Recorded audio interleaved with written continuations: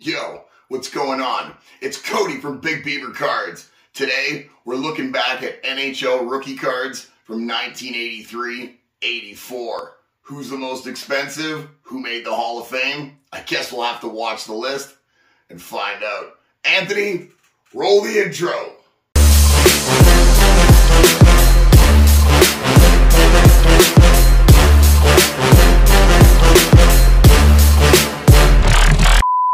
So like I was saying, 1983-84 is pretty stacked. If you haven't already subscribed to this channel, we're pretty stacked too, if you know what I'm saying. So subscribe, you can like this video, rest assured, I wouldn't lead you astray. And now, let's get into the list. Number 7 on the list was a player who definitely made his mark in the NHL early in his career. Nicholls comes in at number 7. Played all over the league, including for my Edmonton Oilers. Nicholls, unfortunately, didn't have the consistency as his career went on, as he started off really hot. Some of the stats for Bernie, before we get into the actual cards though, one of 8 players to score 70 goals in a single season. 70 goals in a single season is nothing to joke about. In that same season, one of 5 players to score 150 points in a single season. Nicholls had a couple of seasons where he was on an absolute tear. The league was on fire in the mid to late 80s, the early 80s as well, as far as scoring went. And I know a lot of people say now that, you know, the equipment, the goaltender stuff is so much bigger and stuff. But you got to remember the sticks these guys were playing with. Guys were playing without helmets. The game was a lot more open. The hitting was a lot more liberal. So, like, these guys were quite elusive players. The guy scoring to the level of Nicholls was skilled, man. When I was a kid, Nicholls was a stud.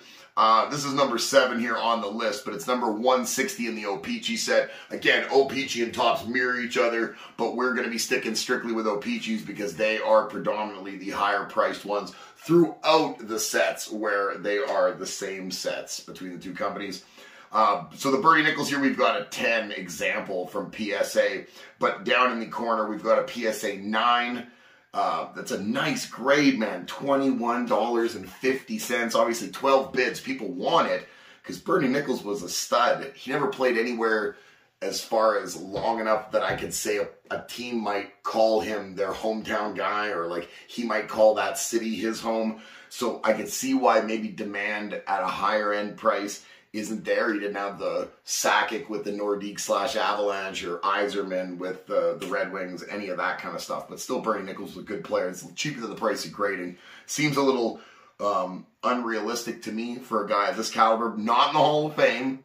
Definitely put up a lot of points. PSA pop count tops out at 374. 70 10s. So like I said in previous videos, we were going to catch up and start seeing a lot more 10s. We're starting to see that in the 83-84 season. Raw for Bernie. About in a very nice condition. Like, this is a nice one. I took a look at it. You're probably going to be paying about $8, maybe $10 Canadian, probably in the $8 range. Nicholls was a heck of a hockey player in his time. Wasn't good enough to make the hallowed halls of the Hockey Hall of Fame, but was still a heck of a player. We move on, though, on our countdown of the best rookies from 1983-84 O-Pee-Chee hockey, because it's all going to be O-Pee-Chee, to number 6, Bellows, Minnesota North Stars scoring stalwart in the mid to late 80s and early 90s. We played Bellows, my Edmonton Oilers, in a playoff series in 1990, I believe. Bellows, always a very dangerous scorer on the ice. Heck of a hockey player, could do a lot of being elusive, man. Was a tough one to pin down. The North Stars were a really good team back in the day, surprisingly enough. I know it's strange to hear about a team being really good and then still moving, but that's what happened to the Minnesota North Stars. It's unfortunate to watch a franchise. Bellows was there in the burgeoning stages of a Mike Modano's young career. This card, number 167, you see a 10 example here beside that. We've got a PSA 9 in the corner, though. You're looking at around $50 Canadian for a PSA 9. Because when we jump over the pop count, only 251 pop count, 64 10s. It's still getting higher than the other years. Only 139s in the entire world. Knowing that grading in and of itself costs around that price, you're basically getting a 9 Brian Bellows for free if you were to grade something at the cost of grading right now in March of 2022. I don't know when you're watching this video. I would imagine most of these rookies stay evergreen unless Brian Bellows becomes an axe-wielding maniac. Then maybe the sentiment might change slightly. He may fall from 6 to 7. The raw cards for Brian Bellows, $8 to $10 for a decent to almost near mint. That's a shame, man. Again, Brian Bellows has a Stanley Cup, is a 4-time All-Star, heck of a hockey player. He's not a Hall of Famer, so I can understand being on the cusp of that. But when your rookie card in a PSA 9, when you're a guy who's done as much in the league as a Brian Bellows did, and this isn't just a trend in hockey. I thought this was just kind of a trend in some, what we would say, this isn't vintage yet. Would we consider it vintage? It's modern, early modern hockey cards. I was surprised. I saw it in football as I'm compiling the list. I've seen it across the board. It's kind of surprising. I'm going to continue to buy up this stock at these low prices and feel no type of way about it, because especially some of the Hall of Famers we see coming up. Number 5 on the list is Steve Larmer, blasting down the wing. The rookie year here, 83-84 with the Chicago Blackhawks. Card number 105 in the O-Pee-Chee set. You could get a PSA 7 there for $1. Yeah, $1. Right. I looked at the other. I just put that one there because that I thought was a hell of an example. This is Steve Larmer we're talking about here. Steve Larmer scored 40 goals, maybe once or twice. Might have been a decent player. I'm not Steve Larmer's agent or his mom, but he was all right. So for $1, PSA 7. I don't know what the shipping was. Possibly shipping was quite egregious on this. Shipping not specified. So maybe you had to fight a shark or something when the parcel came. I'm not sure how that played out. But the PSA pop count for our boy Steve Larmer. And again, you can argue these rankings if you want. I don't care. Some of these rankings are pretty nuanced to me, and it's almost a give or take. So between Larmer, Bellows, and Bernie Nicholls, I would say this was probably the right way. Larmer was probably the longest tenured in the NHL and the most consistent out of the three, even though the other two actually probably have more individual achievements than Steve Larmer, but lasting as long as Steve Larmer lasted is pretty achievement worthy in and of itself. So yeah, card number 105, you get it for $1 in a PSA 7. Gross PSA pop count total 308, 70 10s. Those 7s, there's 7 of them. So out of only 7 in the world, and that guy got one for $1 and fought a shark. Raw for a nice, and a Calder Trophy winner as well. Steve Larmer won Rookie of the Year. I see that here in the raw description of the eBay listing. Again, this was my general pickup here of a slightly close to near mint raw version. You're probably going to pay about $7-8 for a Steve Larmer, give or take. Brian Bellows, Bernie Nicholls, Steve Larmer. Who's 5? Who's 6? Who's 7? I don't know. But we'll take a look now at some people who are in the Hockey Hall of Fame. So before we get to that, before we get to 1 to 4. I'm Cody, like I said, from Big Beaver Cards. I thank you guys for joining. I took my hat off. I don't want you to think I'm a new person now all of a sudden, and nothing changed here. Subscribe to the channel. We would love it if you do that. If you guys like comic books, boom, we're also Big Beaver Comics. Facebook, Instagram, YouTube here. We do Facebook live sales on Fridays and Saturdays. Canada, United States, we ship anywhere here in North America as long as you're in the lower 48 or somewhere in Canada. We would love it if you join us. If you have any recommendations for box breaks, we do box break videos, large format one on a Friday, shorts every day of pack rips, and of course these rookie card retrospectives. So we do all sorts of good stuff. We would love for your opinion on what else you'd like to see. Subscribe to the channel, like the videos, tell your friends, and let's get back to the countdown. Number 4. So, on the number 4, we get into some Hall of Famers. Finally, Guy Carbonneau from the Montreal Canadiens. 3 Stanley Cups for our friend Mr. Carbonneau. 3 Selke trophies for best offensive or defensive offense player, right? That's the not offensive defenseman. That is the best offensive defensive player, right? I don't even know. Selke trophy? Something like that. Correct me in the correct the wording, because I'm getting it right. He's the best player that's offensive but back checks. He does the two-way stuff. Excellent. Carbonneau, two-way magician. Datsuk style. There you go. We see just a good example of the card there. PSA 9 of card number 185, Guy Carbonneau, is still in a PSA 9, bro. What the heck? Pop count change. Look at that. 153 there. You jump over 156 now when you look at it. Still, $85 Canadian. It seems drastically underpriced for a PSA 9. Look at the pop count. 275 total. 24 10s only. That's a low 10 count for this series so far from what we've looked at from the comparable other rookies. Carbonneau's a heck of a player. Maybe not someone who's known for his goal scoring. Again, was a player very two-way centered, right? Was able to do a whole lot of everything. Won a lot of face-offs, was good in the corners, killed penalties, did all the important stuff, cleared out the front of the net, laid down in front of pucks, all the really, really important stuff. Guy Carbonneau was that guy, was a leader, was captain of the Montreal Canadiens. So rock cards here, $7, maybe $10 in a really nice near mint.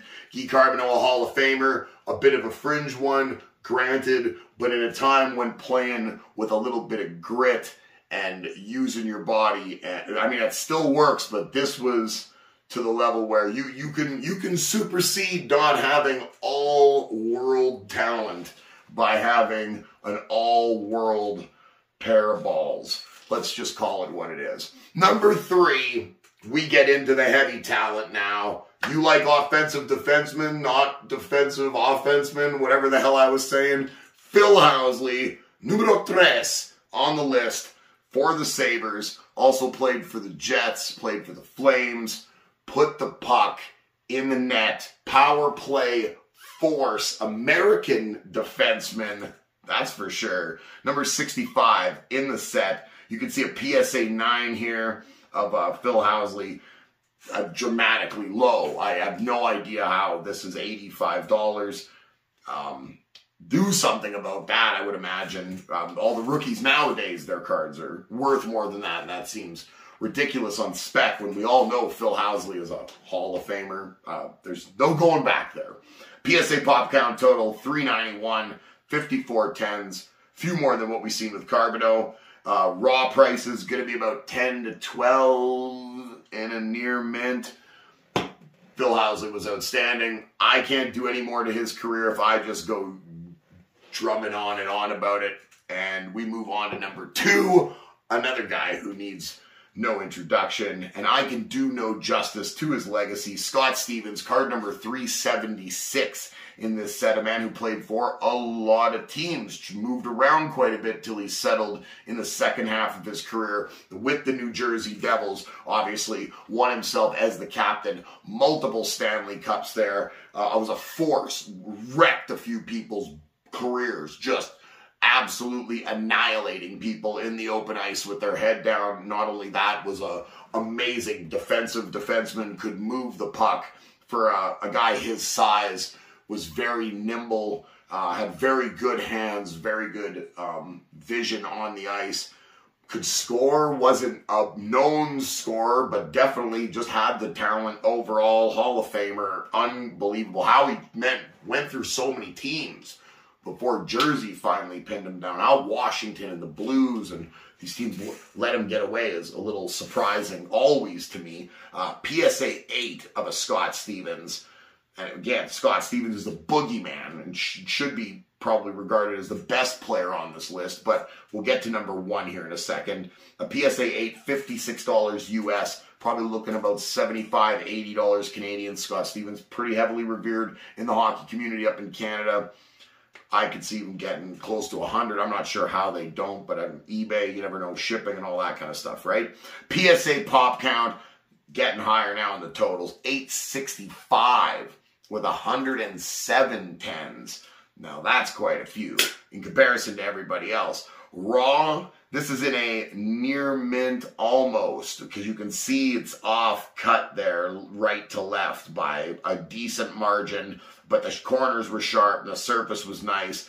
We're still looking at probably $15, maybe $20, $25 on a near mint Scott Stevens rookie card for the Washington Capitals.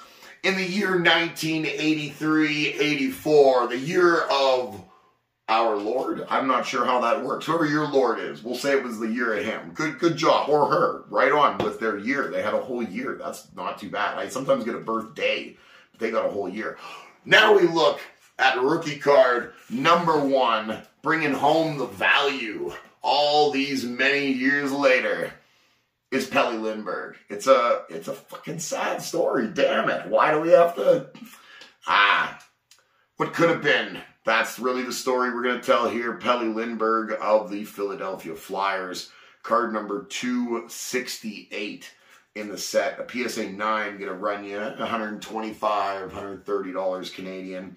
PSA pop count looking at around 637 with 62 tens. Pelle Lindberg raw mint on card, or mint on card. What is this? Action figures, mint or near mint at least. Probably 35, maybe $40. Probably even encroaching in a nice mint. Probably encroaching on 50.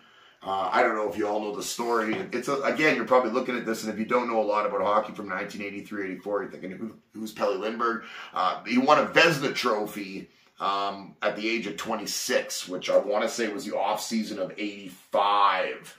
So a couple years into the league, won a Vezina trophy, lost in the Stanley Cup Finals to the Edmonton Oilers. The Oilers' second Stanley Cup victory, I want to say it was. And passed away in a car accident that off-season. So won a Vezina at the age of 26, unfortunately lost his life. We'll never get to really know how the legacy would have played out of Pelle Lindberg, but he had all the promising look of a guy that could go a far way. People really look back fondly on him. You're not going to be able to do much to sway people's opinion now. Even Scott Stevens isn't enough to be number 1 on this list. And personally, I'm okay with it. Because, you know what? Pelle Lindberg was all right by me. I'm Cody from Big Beaver Cards. I thank you for joining us for this retrospective. 1983-84 rookies from hockey. I hope you come back and join us again. Subscribe to the channel, like the video. Stay cool. Outro. Roll it.